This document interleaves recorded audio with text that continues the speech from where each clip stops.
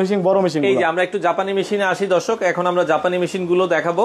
এগুলো তোশিবার 452 আর তোশিবার হচ্ছে 282। এগুলো হচ্ছে জাপানি মেশিন।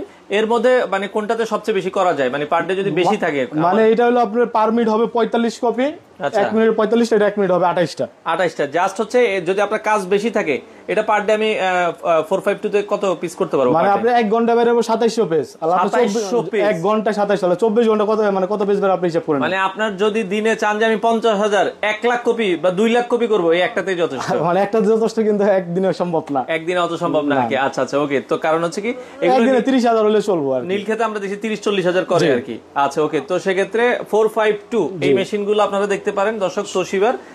এটা খুবই ভালো মেশিন, রানিং জার্নি। মানে বাংলাদেশের ভিতরে এটা সবচেয়ে পপুলার মেশিন। এটা আপনি নীলক্ষেতে যান, জসকোটে যান, বা আপনি গুলশান, বনানী, উত্তরা বা ঢাকার বাইরে যে কোনো জায়গায় যান, এই মেশিনগুলো দেখতে পারবেন। আচ্ছা, এটাতে গ্যারান্টি ওয়ারেন্টি কি বলছেন ভাই? এই মেশিনের মানে ফটোকপির জগতে একমাত্র ইকরা ডেটাসি দিতেছে 2.5 লক্ষ কপির গ্যারান্টি, বোর্ড সহ।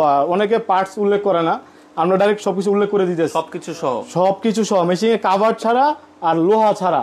আচ্ছা, যেটাই নষ্ট হবে সম্পূর্ণ ফ্রি পাবেন, কোনো 5 টাকা দেওয়া লাগবে না। ফ্রি পাবেন। সেক্ষেত্রে